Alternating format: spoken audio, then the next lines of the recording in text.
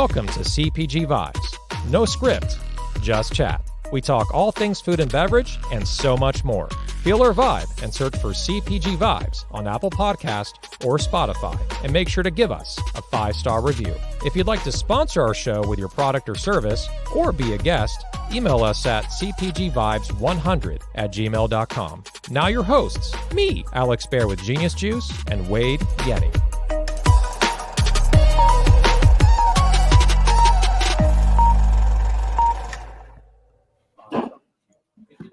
All right, welcome to episode 95 of CPG Vibes. This is an exciting episode for one big reason and one reason only. Wade is back from a 2-week hiatus. So, how you doing, buddy?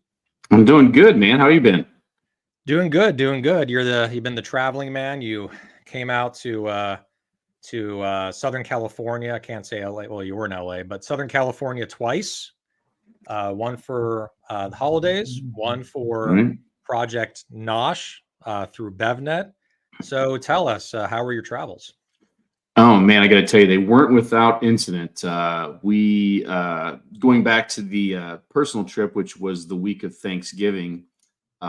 We flew out Tuesday before Thanksgiving, and Monday, as I was going to bed, I got the notice that our departing flight, excuse me, was delayed, and as such, we were going to miss our connecting flight.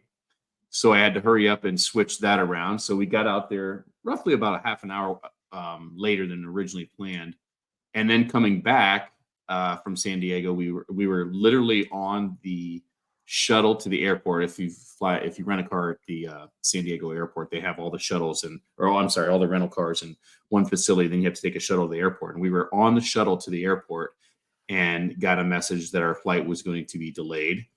And same story. We're going to miss our connecting flight. So we were going to the airport. I'm on the phone trying to get the flight rescheduled, and literally went through TSA with our original boarding passes without confirmation that we had a new flight. But long story short, we got off the shuttle, went through TSA, went straight to the gate, and actually departed an hour earlier than we were supposed to, and got our original connecting flight and got home. So that was crazy. And then I think I got out to Nosh Live without incident, but coming back, I don't know if I told you this, but I had scheduled a red eye so I could get home fast. And I had a nice, great day. We'll get into it, I'm sure, but was at the airport in plenty of time. Had a beverage or two. I was sitting in the area for departure, and actually fell asleep and missed my departing flight. But fortunate for me, there's another one. There's another one that was leaving like right next to it within an hour, and so I got home in plenty of time because my layover in Atlanta was pretty good. But yeah, it was. I've learned a couple of things. One, don't ever try and do 2 back-to-back trips that fast, because we flew out Tuesday, came back Saturday, flew out again Wednesday, came back Friday. I'm too old for that. It's a lot, and when you're going coast to coast.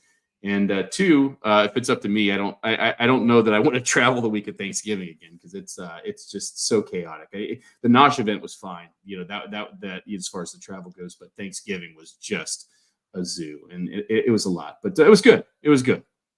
Good. So when someone hasn't checked in for their flight or got their boarding passes scanned, and they usually call your name out, so they called your name out probably, and you slept through all that. More than likely I did. It was a long day. I mean, first of all, I was exhausted. They were, I was just getting used to the travel, the East Coast again, because we got back Saturday. So I had Sunday, Monday, Tuesday here before late. So I was back on East Coast schedule. And then, only the 2 days there in Southern California. And, it wasn't just fully the West Coast. And obviously, outside your schedule, waking, eating, it's long days between the show, dinners, et cetera, et cetera. And so, yeah, it was a long day. And, if you're looking at it from the East Coast time, that was like 2-3 o'clock in the morning that I was falling asleep. So I give myself a little bit of credit, because I was up at I think 6 o'clock West Coast time, and my flight out wasn't supposed to be till midnight. So it was a long day for sure. Yeah, just a lot of traveling, the back to back. It's tiring. I would say it wasn't a red eye; it was a closed eye flight. It was Right? definitely a closed But eye, but it's it all worked out. It all it worked all out. Like I worked out. said, I wasn't in Atlanta that long as far as the layover goes, which Yeah, everything worked out good. But good. yeah, yeah, it's good to be back. It's good to be back. So what did I miss? I mean, yeah, I mean, you missed, we had the Thanksgiving, so we were off for that. So no one missed any. I don't think anyone missed us for that. But the week after, we had Jake Carls here, so he was kind of the fill-in co-host, and it's always a really good time with that guy. Just great vibes, great conversation, inspiring. He doesn't really spend the episode talking about his product. He spends the episode just inspiring others, talking about struggles, challenges, the realities of the industry, and also sharing victories as well. But just how he's powering through things. And I think last week I was recovering from COVID. Our whole family got COVID on the way up to San Francisco for Thanksgiving, which made it especially fun when you're driving 8 hours because we have a Tesla. We have to stop and charge. So literally got up there, we all sick, and then we just felt, headaches really bad, dehydrated. Still spent some time with the family. We were starting to get sick, and then we realized that we had COVID, so we kind of just cut the trip short. And then my wife and my son they flew back because they're like, we're not going in the car for. I drove back by myself with COVID, sick, 8 hours, and I left at 3:30. For anyone who's made the trip from San Francisco to LA, it's about 6 hours if you get gas, right? Right. But if you're charging, it's another 2 hours of like just all the stops. So I left at 3:30. I got home at 11:30 at night, and thank God that Tesla has auto driving. Now that's not where I'm just like falling asleep. I didn't pull a Wade and just fall asleep, but I'm going to give you shit for the rest of the year on that one. You should. Well, we only got a couple weeks, so I'm good. Yeah, that's it.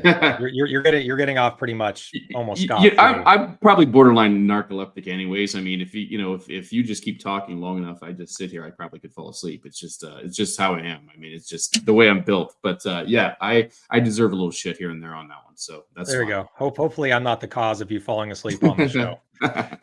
I would feel even better. No, but yeah, so we're good now. Like baby bear, right? Aaron, our son, he's doing better. Took him about a week to get better, but overall, it just was brutal because that was the first Friday after Thanksgiving, and I was still feeling kind of the COVID effects. And what we talked about, me and Jake, was just showing up. Like, even if you don't feel great, he's like, you're not going to feel great all the time. Like, I don't feel great all the time, but I show up, I give the energy, and I do my best. And it's all you can really ask for. And by showing up and doing your best, you're going to get ahead no matter what. So even though that week I was sick, I was still driving, I was still doing sales, I was still doing phone calls. I obviously didn't work as many hours, but I feel worse when I like succumb to the sickness and just like lay in bed, right? Because that's all I'm thinking about. It's part of it's mental, like, oh, I'm sick, I'm in bed, I don't feel good. And you end up just feeling, it's like a vicious cycle of feeling worse and worse. So by me getting out there, doing sales, talking with people, played one round of golf, which was terrible. You never play golf when you have COVID. Like, your mental focus, your, hand-eye coordination, it is so messed up. And then I also walked the course, so I was even more out of shape. So I want to take a few steps back here because we need to mention our ongoing sponsor. We need to also mention a couple laundry list items. Again, Wade and I are literally we're all catching up here because it's been a couple weeks. But let me go through some of these items here. So first off, we have our permanent sponsor, which is V Driven. And V Driven, we're going to talk more about. But Luke Abbott, he's the man behind the V Driven van. Just made that up. And so they help CPG companies grow, expand. They also do accounting, and they also do trade spend deduction management. So we all love V Driven. They've helped several people on the show that have become clients. Genius Juice is a client of V Driven as well. So make sure to reach out. It's V DRIVEN, VDriven.com, and then Luke Abbott, Luke, LUKE dot ABBOTT at VDriven.com. And our sponsor for this episode is Genuine Ginger. They're an ongoing, not for permanently, but they're ongoing for the last month or so. And they have a social media boutique agency that is, I would say, less money than the big boys, but definitely a little more than, let's say, an independent contractor. They're kind of in that middle sweet spot where it's affordable, but it's an agency, it's a boutique agency, but you get what you pay for. And Michelle Tyler, she's the one behind that. Give us 5 stars. We are at 123, I think, as of today. So there's a link for that. We need to get to 150. I mean, I remember we were talking when we were at 30, we're like, we got to get to 50. And then we were at 50, let's get to 100. Now we're hitting the next milestone. We never give up. We got to get to 150. And then last but not least, if you'd like to be a sponsor for our show, we have some openings in January. December is spoken for with a couple sponsors, including Genuine Ginger and Simply Depot. But we do have some openings in January. So make sure to email us. It's going to come up right now. CPGvibes100 at gmail.com, because you can hear Wade typing. If you'd like to be a guest, there's some not great news. We're still going to have guests, but way less guests. We're going to start doing more themed and special episodes really around just helping the CPG community. There's a little bit of a buzz going on in the background. Not sure what that is. So I don't know if the phone or something's going off. So on my end. Yeah, maybe I'm just hearing things. So it's the buzz around the show, Alex. I think that's what it is. Boom, you got it. So yeah, besides that, some news just in the CPG world. We're just kind of no script, just chat here. We're getting back to our roots of just me and Wade shooting the shit for until I make him fall asleep. 30 minutes in. We had BevNet this past week. I wasn't able to personally attend, but we had BevNet live, which unofficially started Sunday, officially started Monday, went Monday, Tuesday, and it was in I think Marina Del Rey, right? Same venue as Same Nosh. venue. Yep. And then we had Nosh, which Wade, you attended, and then you also attended the boat thing, the LA Vibrations, and Startup CPG. Yep. Startup CPG, who's helped us in the past. They actually sponsored our happy hour at Expo West, and I'm sure they'll sponsor it again this year. We'll put the pressure on them. No pressure, Dan, but sponsor us for for our happy hour. And you're still doing the White Russians too, right? Next year. Well, yeah, I'm sure we can make that happen. Well, I don't know. It was pina coladas. He did pina coladas. Yes. Yeah. Well, I don't know. We might have to figure something out with the shots, Alex. Yeah, we can do like a kind of a boosted chocolate. I don't drink alcohol, but I imagine there's some liquor that does go good with chocolate, right? I'm sure. Sure. Absolutely. Yeah. Kahlua, Bailey's. I'm sure we can figure something out. Absolutely. Besides that, I mean, there's just a lot of one sidebar news that I'll just share because it's in the business world. We don't have to really discuss it, but it just hit the news wire. A lot of people have heard about this. Is how there's the feud between the PGA and Live Golf going on? Yep. John Rahm, number 3 in the world, right? Yep. left PGA.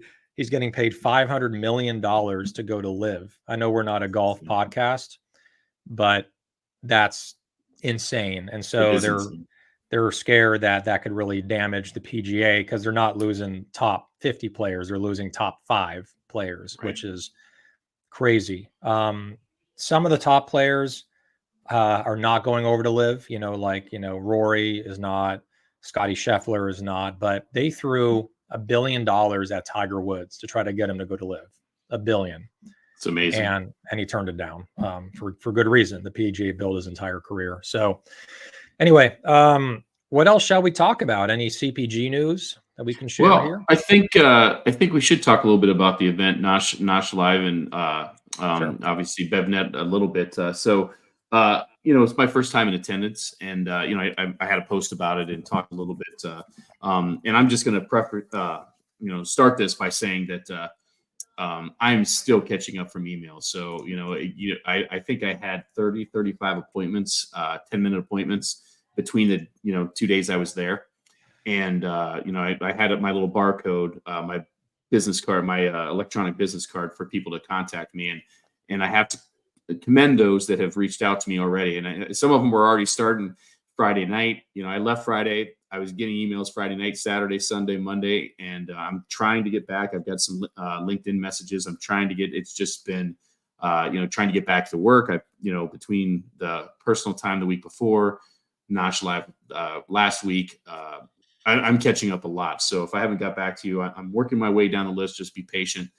But Alex, I have to say, and I'm not just saying this because to blowing smoke at any of the team at Nosh or BevNet, but it was really a nice event. My first time, I didn't really have any expectation outside of the pitch slam, which I've kind of done some things with BevNet before with Ray, Ray and the folks, and kind of had an idea what to expect there. Obviously, live in person is a little different setup than doing a podcast and doing it, kind of like we do. But just a class act. I mean, it was well organized. Got to meet a ton of people. The happy hour was great. Daniel and Startup CPG's event was fantastic. So many people there. Beautiful weather. Couldn't order more beautiful weather. Just great overall. Had a great time. Connected with so many people.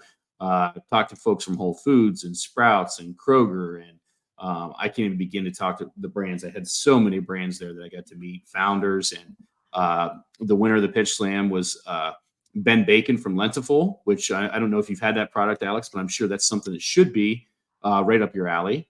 Should be in my pantry, right next to Lesser Evil and I Want Organics and all the other great things that I eat. And it's basically in a cup, and It's lentil. And is it something you have to add water to? You just add some water to it, microwave it, and you've got a meal. It's perfect for whether you talk about a meal, a snack, a lunch, something like that. It's just fantastic. And I'm fortunate enough that believe it or not, we are the only retailer literally in the country that has that product on shelf right now. Lentilly. So, yeah, lentily. That's you can there's that marketing piece coming out. But it was really good. But just a class event. I don't know what the future holds, but I would love to go back next year and potentially stay for BevNet as well, because I'd like to check that out if I can make it work schedule wise, and I can get away from work for that much. But just a good time for sure. Awesome.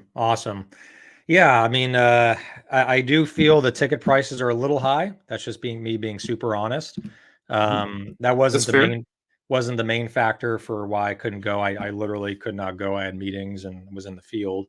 It's kind of crunch time before the end of the year. But yeah, so but I really especially advocate the event if you're a younger brand. I mean, it's good to be there no matter what, and network with people, because the giants of the CPG world are there. And then in this case, there were retailers that were there. They were actually doing kind of a speed dating thing where you can get exposure. You can get them to find out about your brand.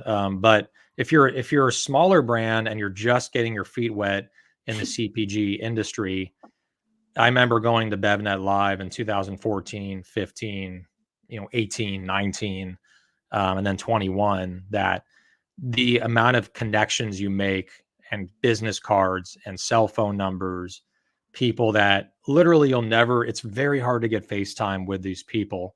And then the issue with Expo West is that there's just too many people. It's too hectic and there's too many meetings. The kind of the ambiance and atmosphere of Nosh and BevNet Live is it's more calm. You can just stay in the lobby. You can stay in the hallway or even in your seat. And you have 15, 20 minutes of downtime between guest speakers or whatever, or panels, just to get to know someone and really build a relationship and a connection. So I built a lot of very valuable connections early on. I found one of our board members at BevNet Live. I found one of our formulators at BevNet Live. I found our graphic design agency that made our labels for Genius Juice at BevNet. So I really owe a lot to them for helping me really kickstart Genius Juice with the connections. Yeah, and then you learn a lot from the guest speakers and the panels. And then obviously, if you're a brand new brand and you want to be on the showdown, right, or the pitch slam, that's another great opportunity. So yeah, we love the people at BevNet. They've been on the show. And I like how they have it in December when things kind of slow down in this industry. So I took a trip to the Coconut Colt factory when I was up there. Yeah. Shocker, right? Shocker. Well, you've been before though too, right? I went once before last year during Christmas, and such a stand-up team. I mean, I texted Ari Raz, who's the CEO of Coconut Colt, and because we went up to San Francisco, and so on the way back down, I didn't want to like drag my family there and have them be waiting and like waiting in the car like while I'm like in the Willy Wonka of coconut yogurt factory, right? And I knew that I would spend a long time there. You can't just go in and out of that building. Like you go in, the people are so nice and so welcoming.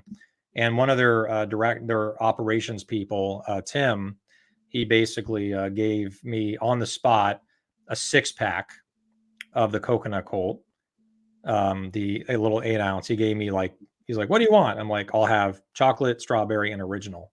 And he gave me 1 original, 3 chocolates, and 2 strawberries.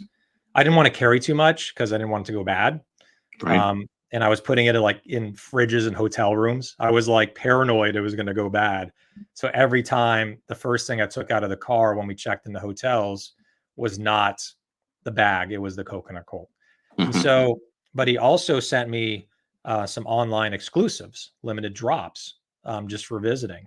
So I spent almost 45 minutes there. It took a while to get the product, talk with Tim and his team, super nice people. And they were saying their fulfillment through the roof for online. They have like 3 or 4 full-time people that all they do at a table is just fill orders every day. Wow. And so they sent me a bunch of exclusives, or I call it LTO, limited time drops. I haven't opened this one yet, but it was an Erewhon. See, there's Erewhon on the side here. It's an Erewhon, I think, exclusive drop. I think now it's deregulated. It's just on their website now. The orange dreamsicle. I don't know if you tried this one. I think I've had that one. I've had that one before. Yeah. Yeah. And then they gave me the Santa's milk and cookies. I got that one. I got that text this week. I saw that one. Yeah. Yeah. So I got that one early before basically anyone else. And then they sent me my all-time favorite, which is the Halloween. Even though it was past Halloween, they had some extras. And I just blew through those within about a week. 3 16-ounce jars, me and my wife, just boom, gone.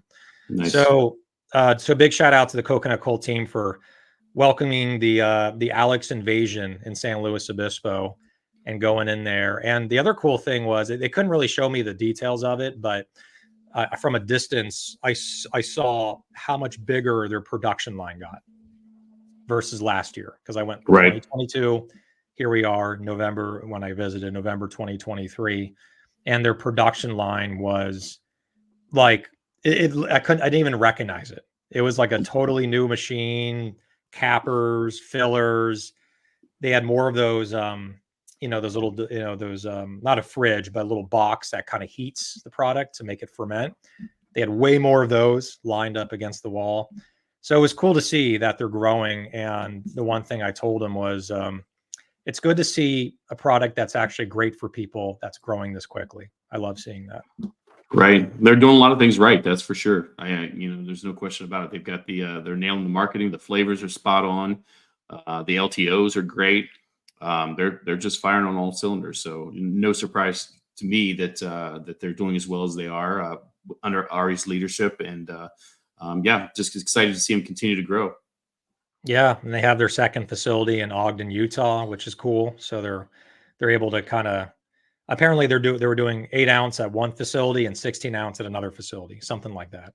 So they're kind of splitting between the two, which makes it fun for Unify, right, to pick up like exactly. An order of both sizes at each facility. But yeah, so I'm noticing too that I just kind of like talking about CPG news, that it seems like it's still very hard to raise money. right now. It's very, very hard to traditionally raise money, but it seems to be loosening up a little more. I don't know if you've noticed that too. Like there's more deals happening on the wire, bigger deals, but I'm seeing some deals where it's $5 million check or $10 million check. So it seems like the tide is turning a little bit. But I think, Luke Abbott said this from Be Driven when he was on the show, that it's still going to be a dark winter and it's going to be hard to find capital, which is why I do what I do, which is help people raise online through crowdfunding. But it's I'm seeing it loosen up a little more. Like I'm seeing some of these deals go through. But then I'm also seeing brands that are going out of business as well. Right. So it's still that's still happening.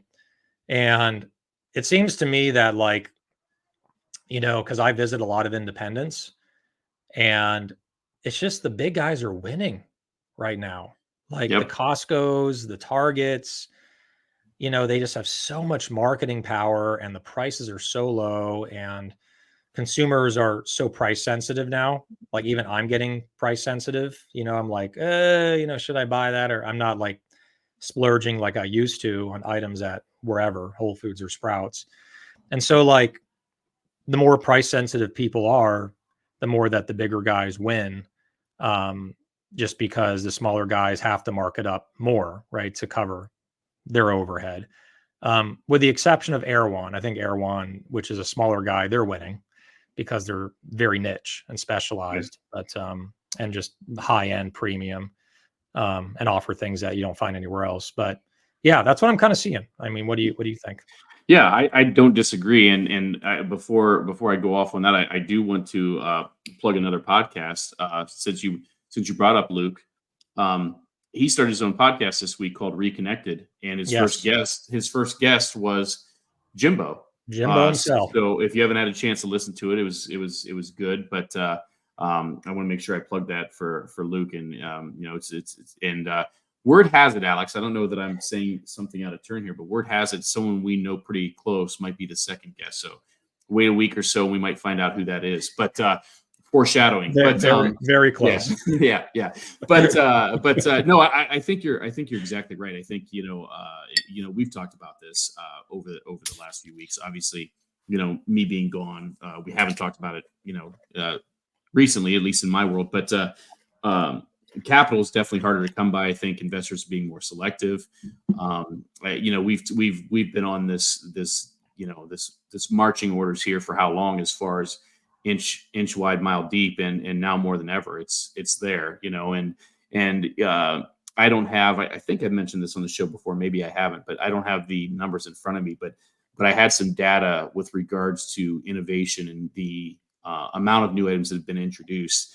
And when you look at the height of COVID and that investment boom, it's kind of like up here, and it's just kind of going down like this, and it's just coincides directly with that investment piece. And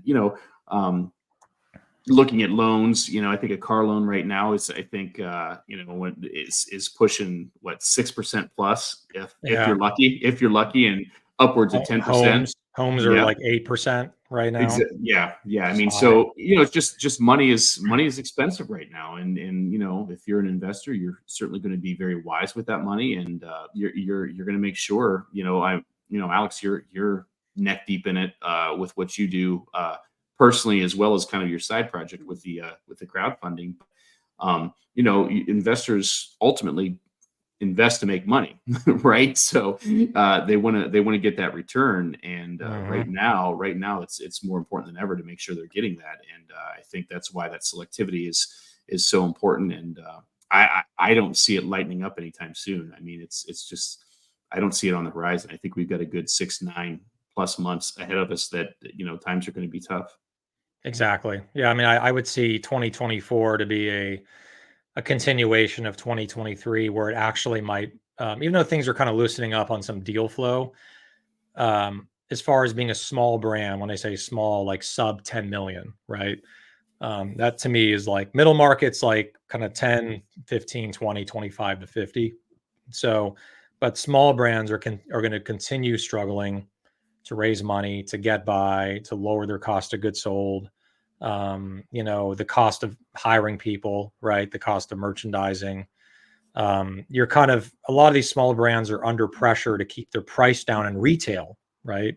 To be competitive and to be affordable to a consumer that, doesn't have as much money as they did 2 years ago, and they're more price sensitive. So it's this catch 22 of like, I got to keep my price low to sell more units, but then my costs are the same or going up. So where the hell do I get my margin from? And so it just goes back to like where you go. And then we talked about this, like selecting the right retailer so that you can actually profit. And so what's interesting is there's a new crowdfunding model, which is becoming bigger. I actually yesterday pitched one of my clients on this, and I think they're going to move forward on it. We don't know exactly yet, but I think they're going to, which is you raise money and there's no equity exchanged. You return, if you raise $100,000, you return 200,000 to the investors over 5 to 7 years. And every single quarter, you take a cut of your revenue and you cut a check to all the investors. So they're seeing immediate return. They're not getting their money back, but they're seeing they're not getting a return yet, but they're seeing part of their money come back on a quarterly basis. And then after 5 years, 7 years, they get a double on their return, which is over 5 years, that's 20% a year, right? 20 times Right. 5, 100% return. 20% a year return is not a bad thing in this market right now. So like that's becoming popular on websites like WeFunder. And my man, Justin Renfro, who's, been with WeFunder for many years, he shifted his whole strategy to really recommending raising on those terms and not raising for equity anymore. And what's his from his perspective, what is the reasoning for that? Why would he recommend that versus the equity piece? What's the stance? The main stance is that it's hard to get a return. It's harder than ever to get a return when you invest in a CPG brand. The likelihood of a brand exiting and you getting paid out and liquidation from your equity is that chance is lower than ever. And even if it were on the horizon, it's taking brands longer to get there. It's taking like 10 years plus to get to an exit. And most investors don't want to wait 10 years to get their money back. So the climate has changed. And because the climate has changed, investors, and also it's more likely an investor will come in to invest if they know the terms are more favorable. So it's a win-win situation. So that's what's really driving Justin Renfro at WeFunder, and WeFunder as a whole, pushing some people to it. But the caveat is that you have to have enough cash flow, right, and margin to pay back investors like quarterly, right? If you're burning capital and you have to keep raising money and you're growing, but you don't have any spare capital to pay investors back, it's probably not, the right move for you. But I've seen some case studies where they've raised several $100,000 and they are starting to cut checks. It doesn't happen all the time, success, but it's in the infancy right now. I wouldn't say infancy, but it's in the early stages of that model becoming more popular than the traditional way of raising money. Right. Well, again, not to dwell on the event last week, but as part of the pitch slam, there was two people from the investment world on the panel with me as judges, and it was really interesting to hear their perspective and the questions they asked. They asked the folks there. They see things differently, and I think, not to toot my own horn, but I think probably if you ask them, they might say the same thing. Hearing from a retail perspective, and the fourth member of the panel was a founder, so it was kind of a mix of all worlds. So each of us had our own lens, and it was really a cool perspective to hear that. But there's two major players in national distribution in this channel, right? And we don't need to name names, but one of them announced their earnings, excuse me, in the last week, and they're not good. In fact, they're losing a lot of money, and they have been for a while. And I think it just reiterates again that across the board, times are tough right now. Whether you're talking about it from a personal level or From a founder side, retail, I think, is still holding its own. People are being more selective. You mentioned that Erewhon piece, which I did visit 2 Erewhons while I was up there. But and their market, their niche is so interesting. I don't know that footprint, that or blueprint, if you will, if you drop that anywhere else in the country, I don't know that they have that same success. And that's not slighting them, because I respect the hell out of what they do. They're a remarkable retailer, but it's perfect for LA and for Southern California. And now, if you drop that in, where I'm at in North Carolina, does that work? Probably not. Right? Probably they have the built-in clientele, but long story short, it's just a very, very difficult environment right now, from no matter what lens you have on, and it's really, really quite something. Yeah, and I think like one other thing I'll comment on, Dima Moraru here with Guru Energy said, unless it's a unicorn, it's going to like basically exit within a reasonable amount of time. That's what it's come to now. I mean, that's like the sentiment in the investment world. And, knowing what I know now, when and if I turn into an angel investor right down the road, and I'm writing checks of $25,000, $50,000, $100,000 in like a seed round to get more equity in the early stages of a company growing, it's hard to believe founders now. Like, you can't believe, like if 5 founders all tell you that are raising money right now, we're at 300,000 in revenue. Next year, we're going to do 2 million. Next year, we're going to do 5 million, then 15, then 30. Knowing what I know, the execution on that is monstrous. Like, to pull that off, like so many stars have to align, from market, product market fit, your team, execution, getting in the stores, staying in the stores, like just the amount of logistics that goes into building a brand of that size is insane. And there's brands that have been doing it for 10, 15 years that are still not at 25 million or 50 million, which is okay. They're building a long-term brand, and that's fine. But for every success, there's probably about 100 failures. So the odds are against the brands and the founders. And so I think the investors are definitely, I know not to beat a dead horse here, but it's just hard to like get on board with, oh, I'll be at 50 million in revenue in 4 years and I'll sell for 200 million or 150 million. Because that's the other issue too, is even if you have the revenue, what if you're not sustainable? Right. And it's just a constant need to feed the monkey, right? Just to continue putting money into the system, to the machine, to keep going.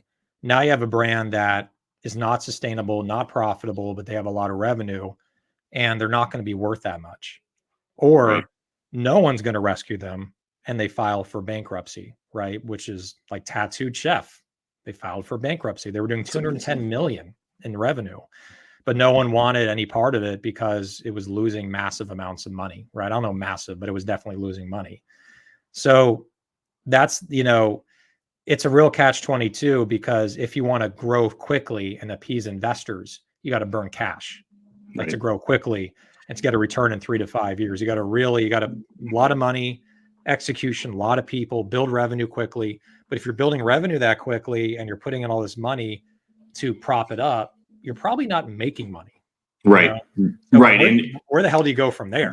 That example you gave with Tattooed Chef is a perfect example of simply, of they were everywhere, right? I mean, they were everywhere. They had distribution, but to your point, that distribution comes at a cost, right? You're buying packaging, you're buying raw materials, you're paying people to make the product, the investment piece, slotting, on and on and on and on. And it's frozen product, by the way. So there's an added expense there, so you add all that up, and to grow at the rate they were growing in all the doors that they were getting into, burning money for sure. I mean, it's kind of goes back that inch wide, mile deep, crawl, walk, run, right? As far as trying to build it. But when you have grown that fast, or you're trying to, and you have those investors and you're taking that money, they're not going to really get behind that crawl, walk, run mentality, right? I mean, they want that money, and they want to see growth, and they want it now. Exactly. So it's a definite rock in a hard place, as they say. There's some questions here and comments I'd like to really shout out because I think we've definitely kind of touched a nerve here on a very, uh, just a very relatable subject. That's a hot topic, I should say.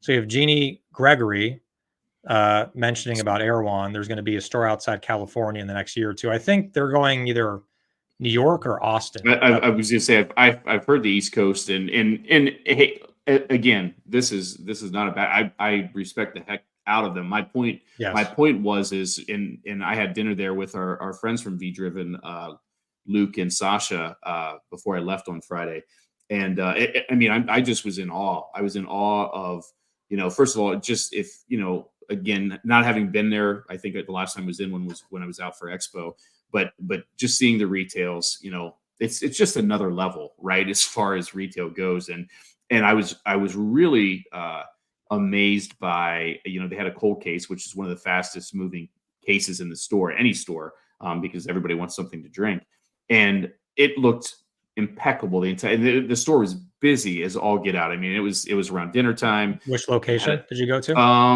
I'd have to look up on a Was it map. was it West LA, like Culver City? Culver City, I went on Wednesday. This was not Culver City that we went to on Friday. I'd have to look it up to see. But busy the entire time. Lots of people in the food service area as always. But the beverage area, there was someone, an employee coming through and just Every minute.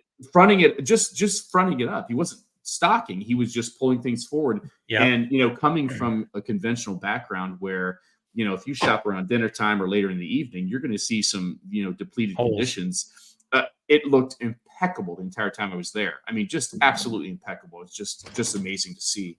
But yeah, I mean, I just for curiosity's sake, I'd love to see them grow on the East Coast. I think it'd be a really cool case study to see how they grow and build that brand over here on this side.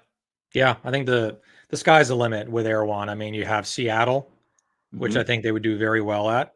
You got Austin, you got New York. You also have like North Atlantic, I think Boston, parts of Boston, maybe. Definitely. Maybe, yeah, I think I don't want to go too far here, but I think that's a good place. And again, we're in Erewhon with our Genius shots, and like they're one of the first ones to take it in, and including they're the first ones to take in our smoothies 10 years ago. So they're on the cutting edge, it's not, there is cost to get in now, right? So it's not as easy to get in as it was, let's say 5 to 10 years ago, because the demand to get in is so high. And then there's so many people walking in and out of that store every day. The foot traffic is mind boggling. And so getting your product on shelf is like almost a marketing thing. Like you get exposure for your brand. And like, and like the new and cool things are at Erewhon, that whole thing were like trending items. So, but yeah, it's funny. They have a person, like you were saying, that has like, it's like a hook. Yes. It's a hook thing. And they're able to reach all the way to the back bottle in the slot and pull everything forward.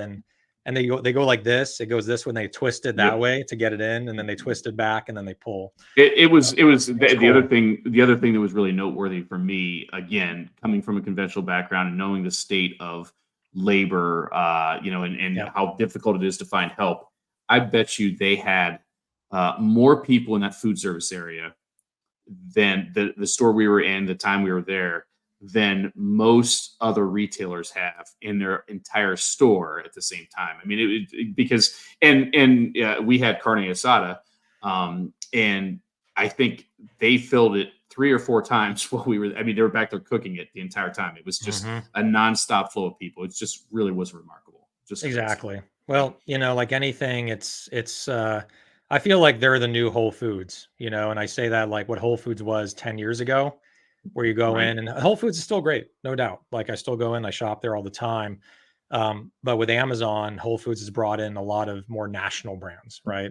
So Erewhon has a mix of some national, like they got the Ollipops and all those guys, but they have a lot of local brands or regional brands that you've never heard of. But the experience is where what you're getting at is where Erewhon really wins. You go in, everything is spotless. Everything is firmed up and shaped up and lined up in the slots. Nothing's disheveled looking.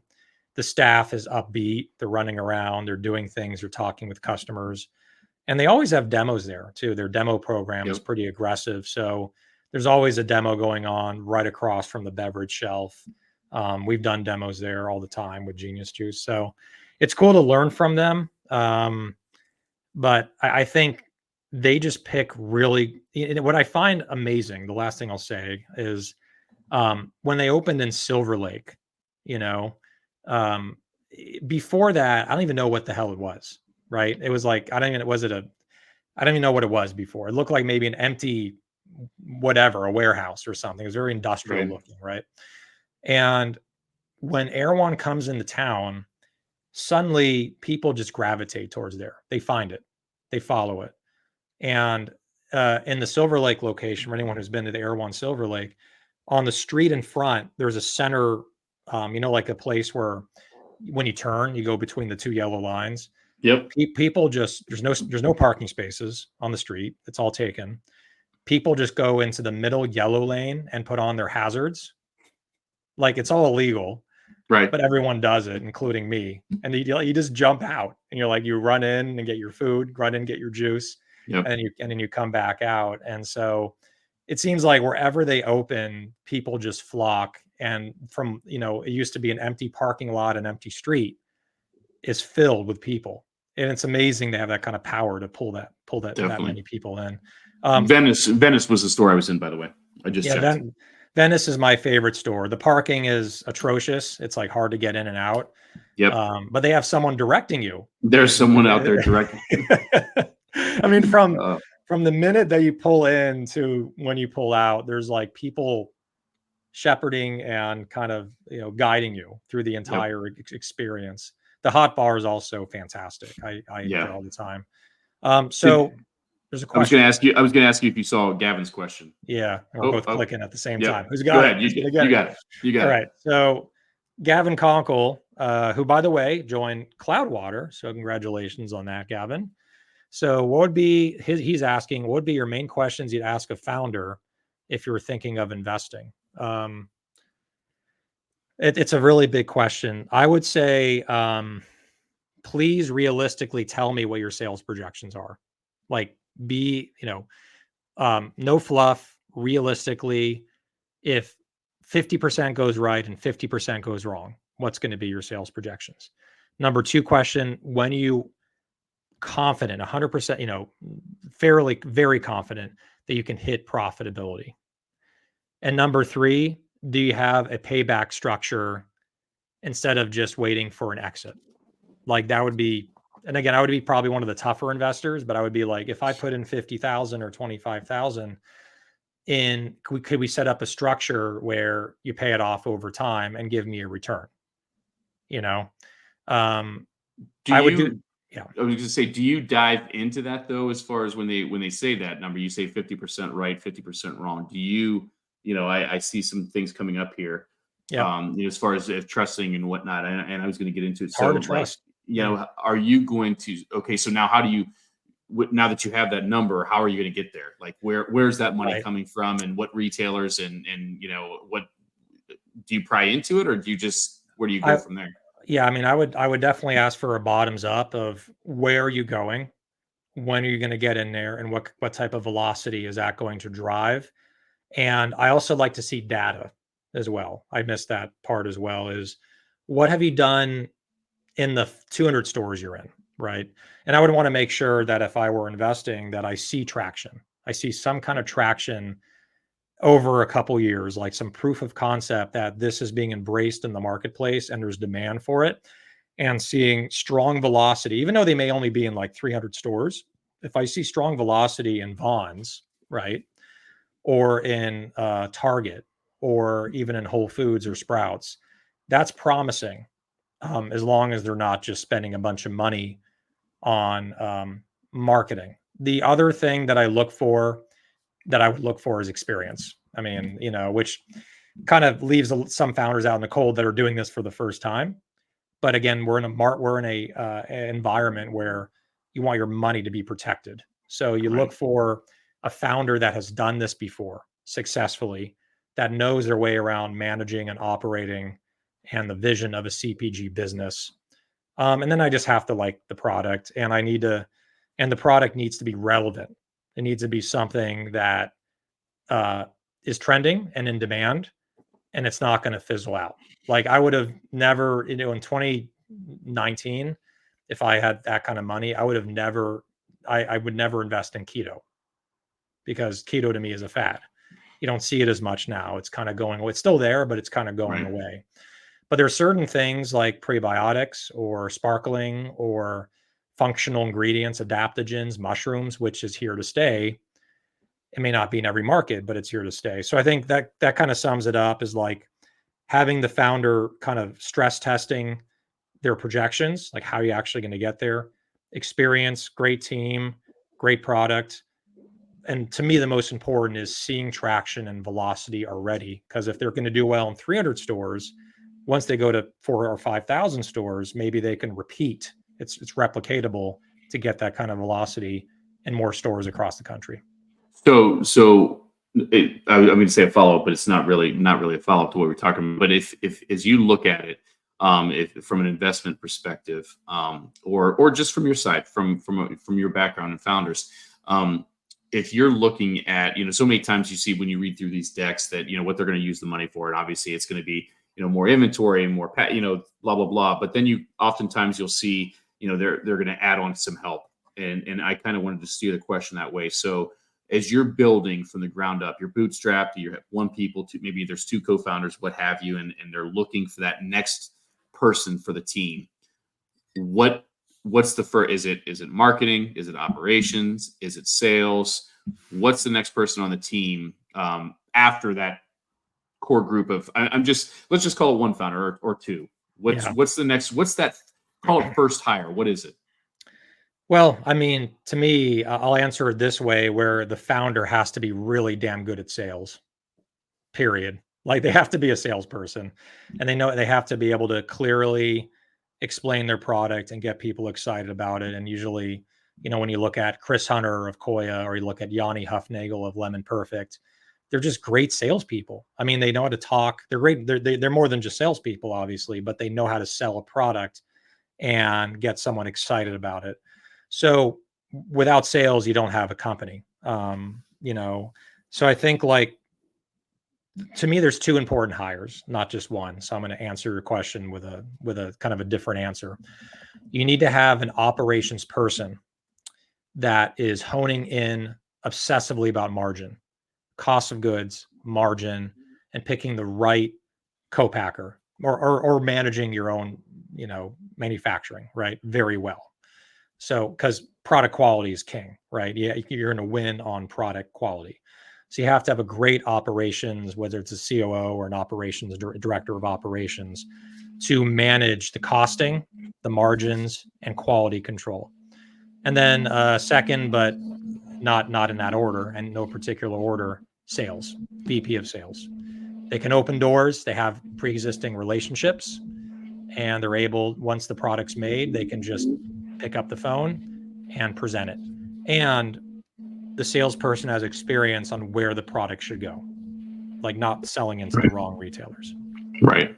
No, I think you nailed it. And the one thing I would say is, I don't disagree. Ideally, you're the no one's going to sell your product like you do. If you founded a product, hopefully it should be because you believe in it, right? And you think it has viability and it's going to appeal to people. But maybe you're not an experienced salesperson. You might be able to tell that story better than anyone, but maybe you're not an experienced salesperson. So I think a large part of that next hire, from my perspective, and again, this is from a retail, for just Wade being in the business, depends on what the skill set is of that founder. If you have for discussion's sake, if you have an operational background as a founder, maybe you don't need that sales piece. You're hiring the sales piece, right? Or if you're a strong salesperson, maybe you need that operational piece. So I think it depends a lot on what that skill set is of the founder.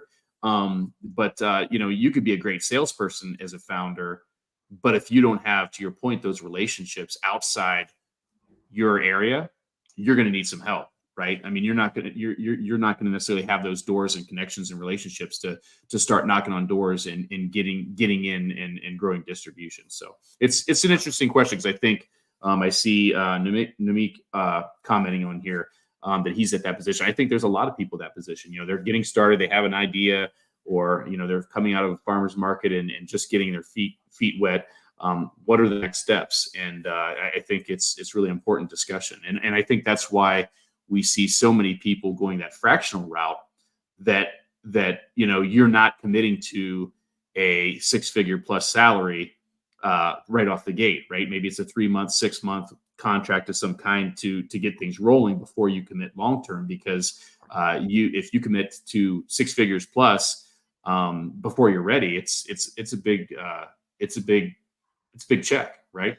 Exactly. I mean, that's where V-Driven comes in, right? Where they're like a master sales organization, that they're not going to be working as many hours as a full-time VP of sales, but they're still going to focus on you with some other clients that they have as well. But they're going to focus on you and sell you in, and they have relationships. And another way around it too is offering equity or options to very valuable people that can fundamentally improve your company, your business, your sales, your operations, et cetera, et cetera.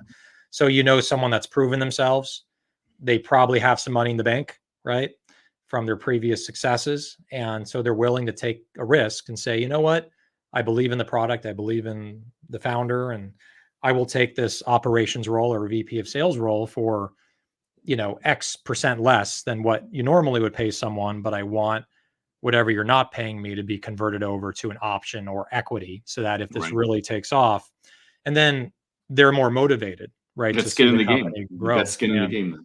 Yeah, and I think skin in the game is something that's been overlooked. I think it's more focused on now, because most companies don't have the money they had before to pay people the full amount, but definitely taking care of your own and offering goalposts where if they hit something, they get equity, they get options in the company, but make sure that it's achievable, like make sure the goals are actually realistic. I've made that mistake where I've made the goals not as realistic as they could have been.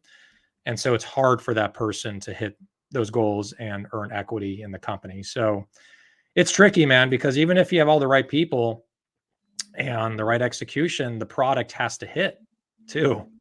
Right. That's what makes this industry so hard. So I know we're running out of time, but reverting back to what I said, 40 minutes ago, the stars need to align. They have to have the team, the product, the execution strategy, the timing. And if any of those things are off, if one of those things are off, it will drag the whole thing down and it will not be successful. It might, sell, but you're not going to be a big success story. So, right. Definitely. So let's go into, I know we're over time. Let's go quickly into stuff we love, because we got to get back into this. Believe it or not, Alex, I'm actually prepared this week. You want me to go first? I would love for you to go first, given that you're prepared. So go ahead. The first one I've got is, I don't know if you've seen these or not. These guys? Have you seen these? Yeah. They sent some to me. Papadellas. Yeah. Mushroom chips. I mean, you open this thing up and it's like a whole mushroom in here. It's pretty fabulous. And this particular one that I have in front of me is Trippin' Truffle Parm, and they're made with dried shiitake mushrooms. So good stuff. And this next one, I think I put the link up there, right? This one, this is more of a personal thing, but I'm going to put it up here. I had I was fortunate enough to meet with a couple founders yesterday, and that is Nuffs Crackers. Yeah, that's Kristen and who's Christine and Jessica. Yeah, Jessica. They were their facility manufacturing is close by, and she texted me they were here, and I was able to actually Renee and I went over and met them for lunch. A real quick bite, had a nice chat with them. But this is fresh off the line, so this is not the package. Go to the website to check them out. But they have a hot honey cracker. They're doing some neat things, and great people. And it was really cool to catch up with them in person. We've been talking since I believe since I've been out at was at Jimbo's, and it was the first time we met in person. So it was really cool. Yep. And then so they also have a refrigerated product, like some kind of treat, A superfood bite. bites. Yes, it's a bites. Yeah, that was what they started. The cracker thing was kind of a fluke how they fell upon that. And but yeah, they're doing good things. Very cool. I'm on their website right now. Yeah, I actually tasted their crackers for the first time at Fancy Food in January of 2023. It was like they just had it like in a baggie, like Yep, what you just like showed, what I had. Yep, and now it's on the market. So they brought it good to stuff. life. Good Yeah, they're stuff. wonderful founders. I love them. They're Absolutely, amazing. great people. Great people. So for mine, I mean, I'm just going to re-show what I already showed because I went on the Coconut Cult train and got a bunch of limited time offers. And I put the link in there, the coconutcold.com. They have limited time drops, I think pretty much every 2 weeks to a month. And they have the newest drop, which is Santa's milk and cookies. Excuse me. So that's a real good one. Healthiest probiotic yogurt you can find, makes you feel better in your stomach than any other yogurt I've ever had in my life. I'll leave it there. Good stuff. All right. So we also have our sponsor. And our sponsor for this week, well, let's do this. Let's do the ceremonious Friday freebies. Friday freebies. All right. So our sponsor this week is going to be, again, Genuine Ginger. And so the freebie is going to be her offering a 1-hour consultation for social media. And she has a boutique agency that I think is priced competitively with other agencies, social media agencies that are out there. And she has a small team. She does a great job. She's on it. She does creative. She manages your entire social media page. She does strategy. She does copy. She just gets it done, and she's amazing. And so make sure to reach out to her. So there's genuineginger.com. And also, I'm going to track down her LinkedIn page. Her name is Michelle Tyler. There she is. And she's right here. I wouldn't say here, but down south in San Diego. And so here is her LinkedIn if you want to copy and paste that and reach out to her. So she's an ongoing sponsor for a few episodes with CPG Vibes. And so you will win. Let me quickly go to the page here. So basically, Genuine. I mentioned what it is. The giveaway is a 1-hour call where Michelle from Genuine Ginger can evaluate your brand's social presence and discuss a social strategy to help bring your brand to life with engaging content. Now, Wade, I'm probably stealing the words out of your mouth, but if you are not a brand and you win this, you gift it to a founder, to an owner, to anyone that you want, and make sure to email cpgvibes100, which Wade is getting on right now. It was pitiful last week when I was trying to like talk and then type it in. I misspelled it. It was like CPR Ibes at fmail.com. Like I couldn't even type it in while talking. So glad you're here, brother. Couldn't do this. It's good to be back. It's good to be back. Yeah, exactly. So, I have not really been taking copious notes on this episode. I've been so enthralled by seeing your face that I got distracted. So I think you're the only person that's ever said that, besides maybe my wife. Said no one ever, right? That yeah, joke. exactly. Right. Let's see. You know what? This is. I'm not going to say it's easy, but it's relatively easy because we talked about it relatively late. Okay. And tell me if you think it's too easy. We were talking about Erewhon. Had a lot of conversation. Did Wade fall asleep in this episode? Yes or no? No. Yes No. or I was going to say we were talking about Erewhon. Okay. What location did I have dinner at last Friday? How's that? That's a good one because we did talk about many locations. So we did. kind of, we kind of like may have tricked some people. Let's see. Rachel Robb, welcome to the show. I think she's the first time. No, she's a good friend. Rachel's a good friend. I talked to her this week. She's with Critical Mass. Oh, she's okay. Gotcha. VP. Yep. Yeah, that's yeah, okay. Cool. Yeah, I guess I didn't say what I had for dinner, Gavin. I said what location did I go? What location did I go to? Good old Gavin. Gavin's just going to rattle off all their locations. It was not Culver City. Oh, I saw it. Someone else said that's it. Venice. That's it. It's funny. That's Gavin really wanted to win. He wanted to do back to back. You're not Jordan, okay? it. You can't three-peat this one, so it's not that easy. Allison Clay, happy Friday. She hopped on. We went way over, so you're lucky we're still here. But good to see you, Allison. So so in My Family Seasonings, that's her company. Just to shout her out. So we shout us out, we shout you out. There you go. So Venice. So make sure, and that's Lena Zhang.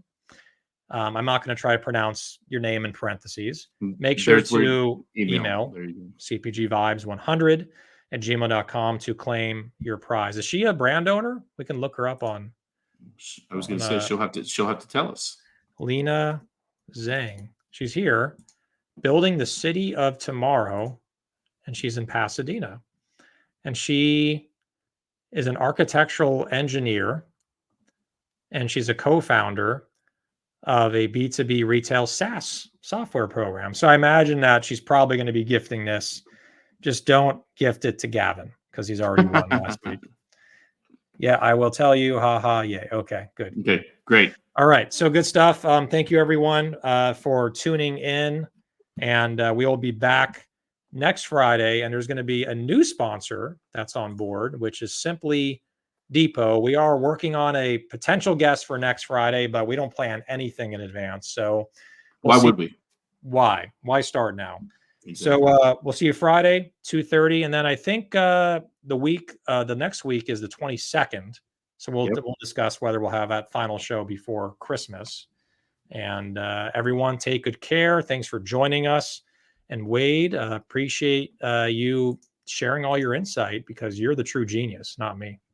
I have been wearing my genius gear all week, my hat and my hoodie. So I've been giving you a lot of walking advertisement this week. So nice, man. Good being back. Good being back. He must have been wearing it at Air One Venice because our sales went up.